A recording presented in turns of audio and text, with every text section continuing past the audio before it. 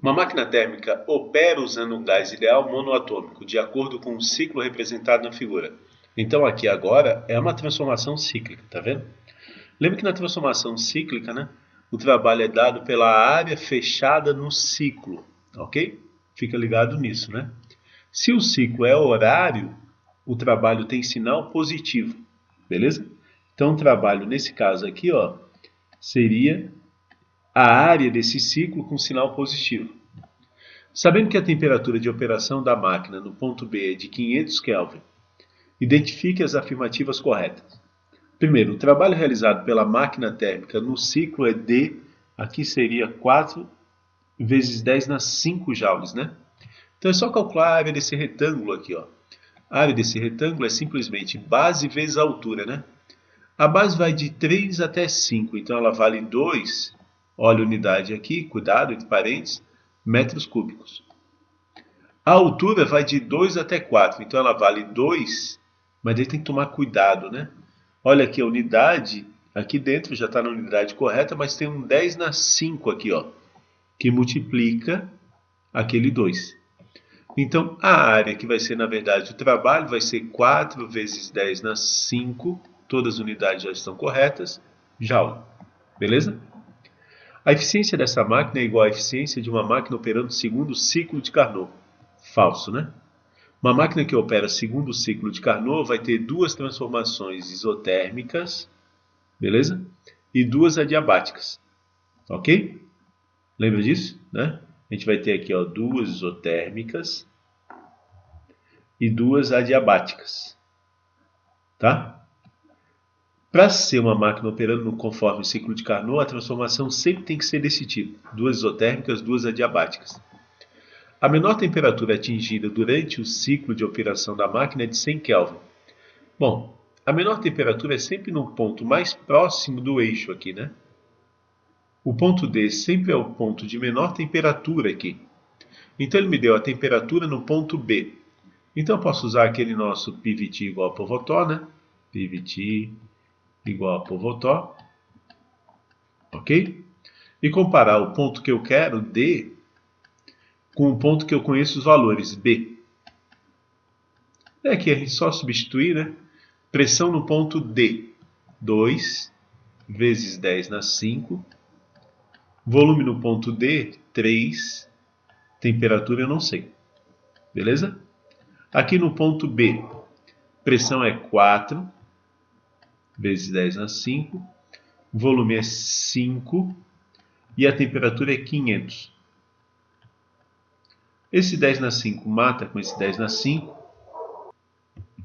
Também podemos cortar esse 5 com esse 500, que dá 100. Podemos cortar aqui também esse 2 com esse 4, que dá 2. E se a gente multiplicar cruzado, a gente vai ter o seguinte, né? Que 2 vezes TD é igual a 100 vezes 3, né? 300. Só passar o 2 dividido, então TD vale 300 dividido por 2, 150 kelvins. Essa é a menor temperatura de operação, ok?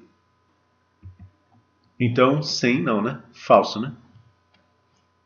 Próximo aqui, ó. Para uma máquina térmica ideal que trabalhe entre as temperaturas de operação do ciclo representado na figura, a maior eficiência possível é de 0,7. Bem, arrumei um espaço aqui para resolver essa, né? Então a gente opera entre essas duas temperaturas, né? Essa é a menor temperatura e essa é a maior temperatura do ponto B. Para eu ter o rendimento máximo possível, né, essa máquina teria que funcionar conforme o ciclo de Carnot, lembra? E no ciclo de Carnot o rendimento é calculado assim: 1 menos temperatura da fonte fria sobre temperatura da fonte quente. Então o rendimento seria 1 menos temperatura da fonte fria, seria aquele 150, temperatura da fonte quente, 500. Certo? Dá de cortar um zero, né? Esse meu rendimento aqui seria 1 menos 15 dividido por 50. Isso daqui vai dar 1,5 dividido por 5, dá 0,3. Então meu rendimento seria de no máximo 0,7. Daí lembra, né? Se eu quiser o rendimento percentual, eu tenho que multiplicar isso aqui por 100%. Então meu rendimento máximo é de 70%. Então a maior eficiência possível é 0,7. Correto. Essa é verdadeira. A variação de energia interna em um ciclo completo é nula. Bom, eu já falei para vocês em outras questões, né, que cada ponto, se a gente começar, por exemplo, aqui pelo ponto A, cada ponto vai ter bem definido um valor de pressão, de volume e de temperatura, apesar de ser um gráfico P por V. Vou botar aqui no cantinho mesmo. É bom lembrar sempre que essa equação aqui, PV igual a nRT, ela nos garante que um valor de pressão e volume define um valor de temperatura. É claro, né? Se a gente conhecer o número de moléculas desse gás. Então, cada ponto vai ter um valor fixo de pressão, volume e temperatura. Essa temperatura seria TA.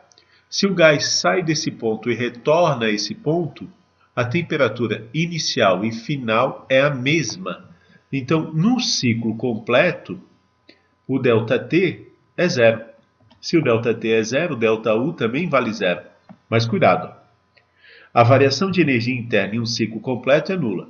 Isso é verdade. Agora, pode aparecer uma alternativa, e é muito comum, falando o seguinte, que numa transformação cíclica, a energia interna não muda. Isso é falso. Porque como a temperatura vai mudando a energia interna, só que ela retorna ao valor inicial. Ok?